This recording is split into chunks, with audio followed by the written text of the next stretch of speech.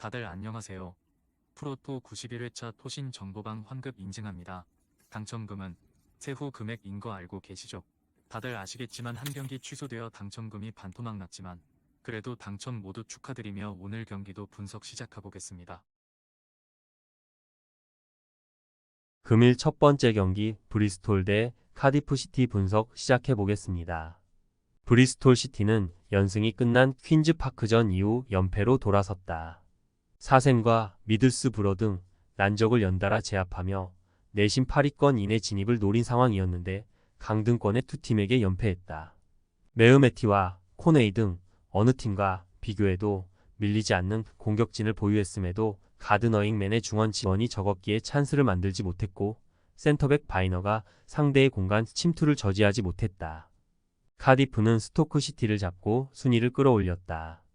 브로미치와 노리치 등 승격 플레이오프권에 위치한 팀들을 만나 연패하며 중하위권 추락의 위기에 처했었는데 에테테와 그랜트 등이 연속골을 몰아치며 팀을 살려냈다. 그러나 코릴과 텀블 등 기대를 모은 다른 선수들의 득점이 안 나오는 것은 사실이다. 브리스톨 시티의 승리를 본다. 카디프는 볼란치인 시오피스가 백포의 바로 앞에서 움직이며 수비적인 안정을 꾀하려 할 것이다. 필립스와 에스브랜드 등 수비의 중심을 잡아줄 선수들도 있다. 그러나 그랜트 외의 공격진이 역할을 하지 못하는 데다 원정 경기력이 떨어진다. 사익스와 메으메티가 측면과 최전방을 오가며 기회를 노릴 홈팀이 승리할 것이다. 금일 두 번째 경기 허더즈필드 대 리즈 분석 시작해 보겠습니다. 허더즈필드는 지난 라운드에서 난적 와포드를 원정에서 제압했다. 수비에 치중하며 역습을 노린 경기였는데 교체로 들어온 와드가 결승골 포함 멀티골을 기록했다. 그로 인해 최근 3경기에서 2승을 따내며 강등권과 확실히 승점 차를 벌렸다. 시즌 초반 연패가 길어지는 등 고전했지만 부르그 조르그와 워드, 루도니 등이 기회를 골로 잘 연결했다. 리즈는 멀어 보이던 레스터와의 승점 차를 6점까지 좁히며 역전 우승 가능성을 높였다. 승점 15점 이상 차까지 벌어졌던 우승 레이스였는데 연승을 이어가며 이제 턱밑까지 추격했다. 서머빌과 피로에, 루터와 다니엘 제임스 등 팀 내 5명의 선수가 공격 포인트 10개 이상을 기록할 정도로 폭발적인 화력을 자랑 중이다. 리즈의 승리를 본다. 허더즈필드가 홈에서 4셈을 잡는 등 흐름이 좋고 리즈가 주중에 첼시 상대로 컵 대회 일정을 치른 건 사실이다. 그러나 리그에서 워낙 리즈 페이스가 대단하고 타이트한 일정을 이겨낼 스쿼드도 있다. 벤포드가 최전방에서 공중볼을 따낼 수 있고 서머빌과 욘토가 측면을 공략할 리즈가 승리할 것이다.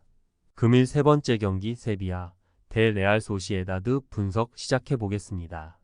세비야는 지난 라운드 원정 경기에서 리그 선두인 레알 상대로 선전했다.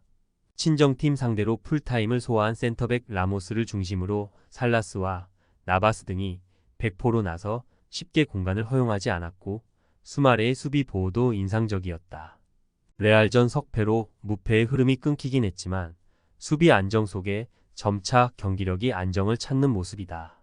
소시에다드는 주중에 마요르카 상대로 코파델레이 4강 일정을 치렀다. 연장까지 가는 혈투였는데 주벨디아와 메리노를 비롯한 대부분의 추측 선수들이 풀타임을 소화하며 체력적 부담이 컸다. 때문에 이번 원정에는 공격에 기여를 올리기보다는 패하지 않는데 중점을 두고 수비 위주로 경기를 운영할 것이다. 쿠보와 웨야사발이 역습의 중심에 설 것으로 보인다. 세비야의 승리를 본다.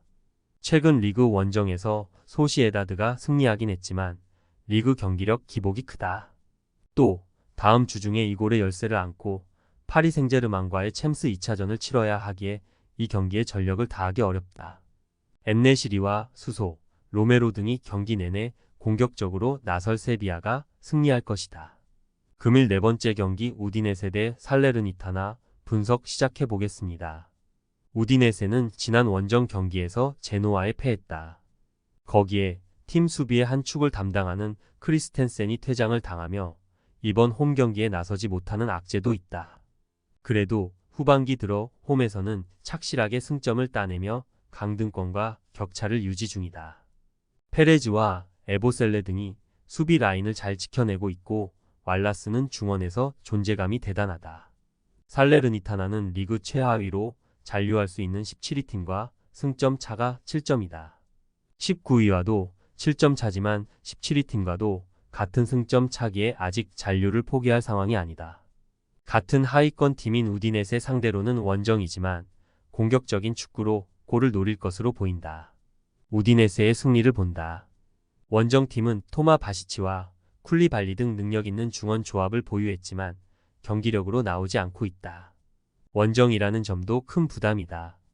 왈라스와 사마르지치가 중원에서 밀리지 않을 것이고 제무라가 측면 돌파로 기회를 만들 우디네세가 홈에서 원하는 결과를 낼 것이다. 금일 5번째 경기 우니온 베를린 대 도르트문트 분석 시작해 보겠습니다.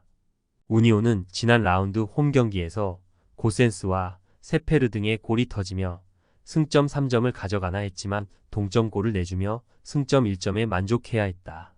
볼프스와 호펜하임을 연파하며 강등권과 격차를 벌렸기에 3연승에 도전했는데 원하는 결과를 내지 못했다. 그래도 극도로 부진했던 전반기를 지나 후반기에는 승점 관리를 잘하고 있다.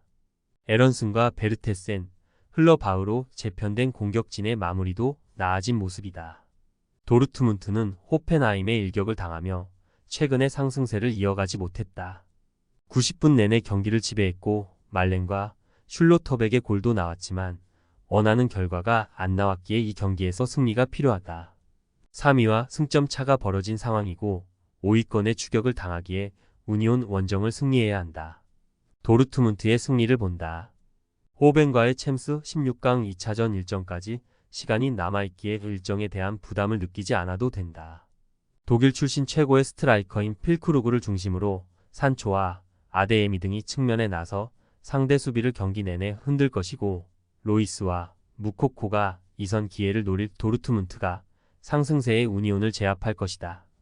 금일 6번째 경기 마인츠 대 메넨글라트바흐 분석 시작해 보겠습니다. 마인츠는 지난 라운드 원정 경기에서 리그 선두인 레버쿠젠 상대로 선전했지만 승점 추가에 실패했다. 아우크스전 승리로 하위권 탈출의 신호탄을 쏘나 했지만 리그 선두팀을 넘긴 어려웠다. 그래도 최근 경기력이 확실하게 올라왔는데 이재성과 오니시우가 최전방에서 시너지를 내고 있고 아미리의 중원 지원도 좋다. 이 경기에는 은강캄이 징계로 빠지기에 그루다와 비드머 등이 공백을 메울 것이다. 글라드바흐는 보움을 완파하고 최근 무승에서 벗어났다. 리그 상위권 팀을 연달아 만나며 승점 추가에 고전했었는데 시즌 최다인 5골을 폭발했다. 시에바추와 은고 모두 오노라 등 공격수들이 모두 골맛을 봤고 바이글과 코네 등 중원의 공격 가담도 인상적이었다. 플레가 부상 여파로 빠져 있긴 하지만 헤르만과 시에바추 등이 공백을 메우고 있다. 접전을 본다. 글라드바흐는 팀의 가세한 시에바추가 최전방에서 저돌적인 침투로 상대 수비를 잘 공략 중이다. 그러나 원정이라는 점은 큰 부담이다. 바이글과 코네 등 중앙 듀오가 공격 전개보다는 수비 라인 보호에 열을 올릴 글라드바흐가 원정에서 승점 1점을 챙길 것이다.